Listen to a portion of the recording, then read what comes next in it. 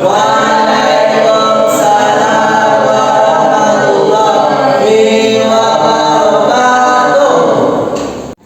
Perkenalkan, nama saya Amelia Maharani. Di sini saya akan membuat video pembelajaran untuk memenuhi tugas UTS dengan mata kuliah materi pembelajaran fikih dengan materi sholat sunnah ghairul muakkad dan sholat sunnah muakkad.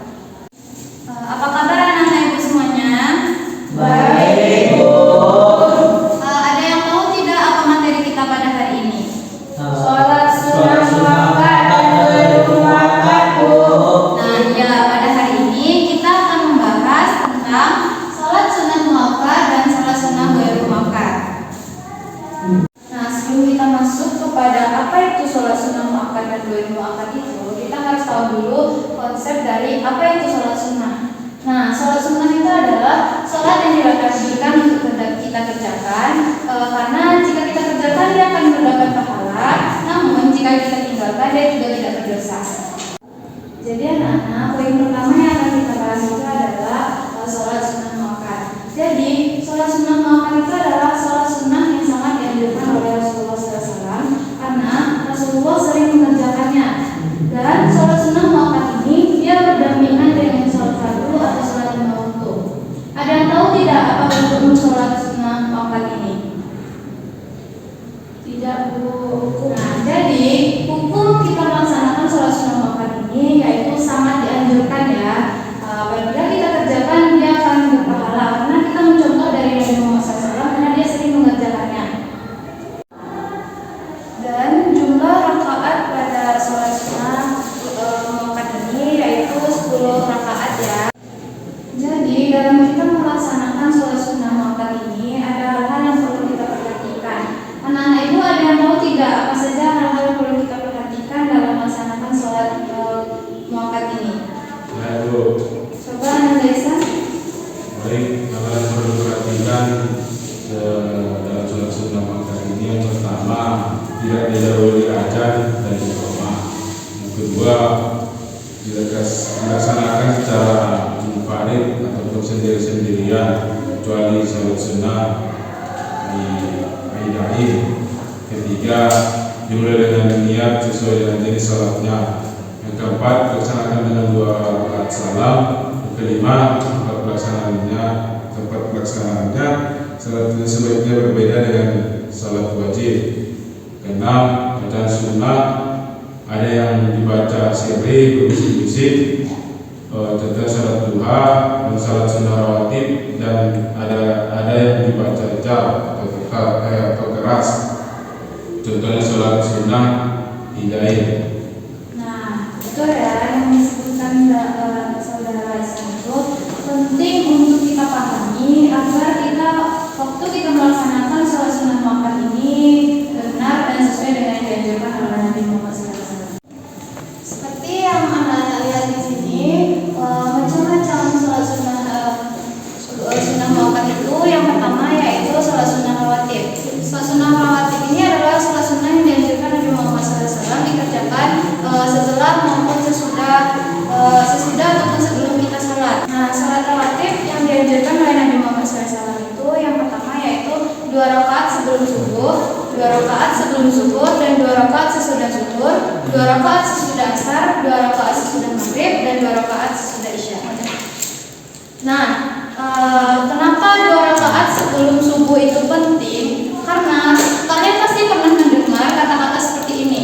2 rakaat sebelum subuh itu lebih baik daripada dunia dan seisinya. Jadi, kenapa sangat dianjurkan? Karena dari penjelasan itu saja dapat kita ketahui bahwa 2 rakaat sebelum subuh itu artinya kita sudah memiliki dan lebih baik dari dunia dan seisinya.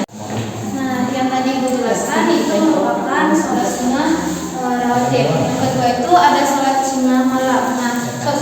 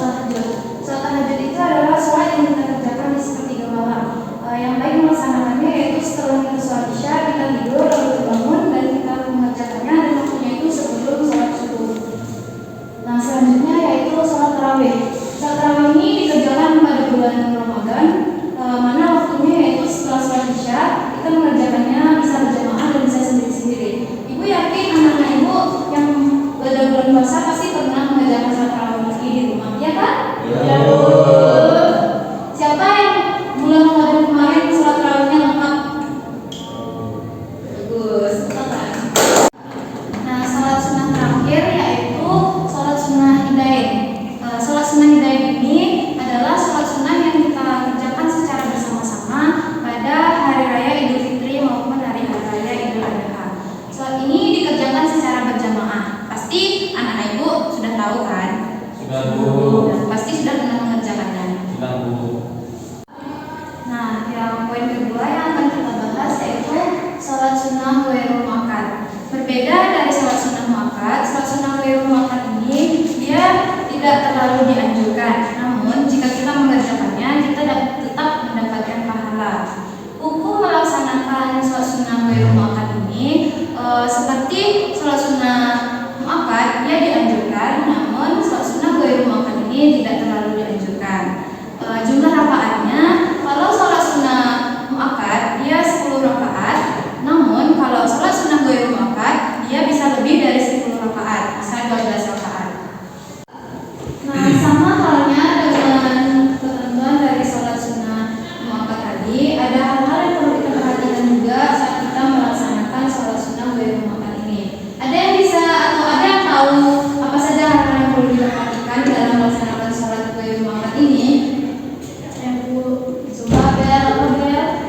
Hal yang perlu diperhatikan dalam sholat sunnah ghairul muakkad itu yang pertama, tidak didahului azan dan iqamah. Yang kedua, dilaksanakan secara sendiri.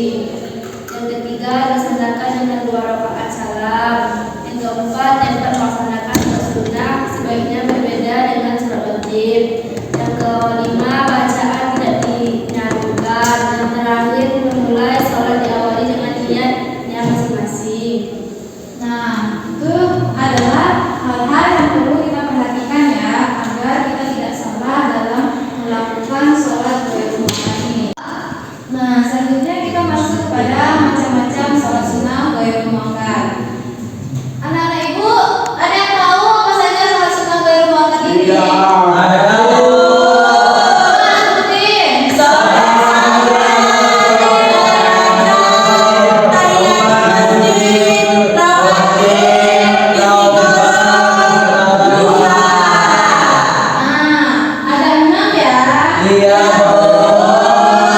Seperti yang anak-anak ibu sebutkan tadi, yang mana macam-macam sholat sunnah ghairul muakkad ini, yang pertama yaitu sholat sunnah rawatib. Nah, ibu akan menjelaskan dulu. Dia ini tidak sama ya dengan sholat sunnah rawatib yang ada pada sholat sunnah muakkad. Pada sholat sunnah ghairul muakkad ini, sholat sunnah rawatib ini adalah sholat yang dikerjakan Nabi Muhammad SAW, namun tidak terlalu dianjurkan. Nah, contohnya yang pertama yaitu 2 rakaat sebelum asar, 2 rakaat sebelum maghrib, dan 2 rakaat sebelum isya. Yang kedua yaitu sholat tahiyatul masjid. Maksudnya yaitu sholat yang dikerjakan saat kita memasuki masjid, namun sebelum kita duduk di masjid itu. Nah, sholat ini dikerjakan untuk menghormati masjid tersebut, namun tidak terlalu dianjurkan. Nah, yang ketiga yaitu sholat taubat. Sholat taubat ini dikerjakan untuk kita memohon ampun kepada Allah dan berjanji tidak akan melakukan kesalahan itu lagi. Bu, Abel mau bertanya Bu. Apa tuh Abel? Kalau dia melakukannya lagi, gimana Bu? Nah, kalau dia melakukannya lagi, maka dosa pekerjaan yang dia lakukan di tahun lalu akan ditumpukkan kepada dosanya sekarang. Jadi akan bertambah banyak ya jika tidak serius melakukan sholat taubat ini. Yang keempat yaitu sholat hajat. Nah, sholat hajat ini dikerjakan untuk meminta bantuan kepada Allah dan apa yang kita inginkan atau kita perlukan itu dikabulkan dan diwujudkan oleh Allah. Kelima yaitu sholat istikharah. Nah, sholat istikharah ini dilakukan ketika kita bingung ingin mengambil keputusan bagaimana, dan kita perlu sholat ini agar apa keputusan yang kita ambil itu benar dari Allah Subhanahu Wa Taala. Nah, yang terakhir yaitu sholat duha. Sholat duha ini dikerjakan setelah terbitnya fajar menjelang sholat zuhur. Nah, sholat duha ini memiliki banyak manfaat jika kita kerjakan. Nah, dari materi yang sudah Ibu jelaskan dan kita bahas bersama-sama tadi tentang sholat sunnah muakkad dan ghairul muakkad, apakah anak-anak Ibu sudah paham? Sudah. Nah, Ibu tanya di sini, karena kalau kalian sudah paham, ada yang bisa menyimpulkan atau tidak? Nah Bu, Coba Dinda jelaskan kesimpulan pada materi kita ini. baik Bu. Jadi kesimpulannya, sholat sunnah muakkad itu sholat sunnah yang dianjurkan oleh Rasulullah Rasulullah, karena pada saat itu Rasulullah sering melaksanakannya. Sholat sunnah muakkad itu contohnya itu seperti sholat tahajud, sholat rawatib, habis itu sholat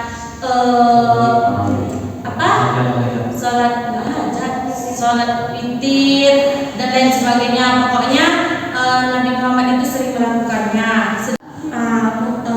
Kemudian kalau sholat sunnah muakkad itu sholat sunnah yang tidak terlalu dianjurkan, tapi Nabi Muhammad juga melaksanakannya, Bu.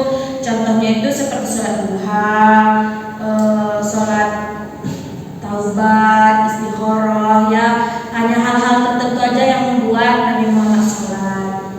Sekian, Bu. Bagus, itulah kesimpulan dari Dintabir. Nah, itulah kesimpulan pembelajaran kita hari ini, bahwasanya sholat sunnah muakkad ini adalah sholat yang dianjurkan untuk kita kerjakan, sedangkan sholat sunnah ghairul muakkad ini sholat yang boleh dikerjakan namun tidak terlalu dianjurkan. Nah, Ibu harap anak-anak Ibu dengan mempelajari materi pada hari ini, anak-anak Ibu bisa memahami serta melaksanakan sholat ini di rumah. Sekian pembelajaran kita hari ini. Kita tutup dengan membaca Alhamdulillah bersama-sama.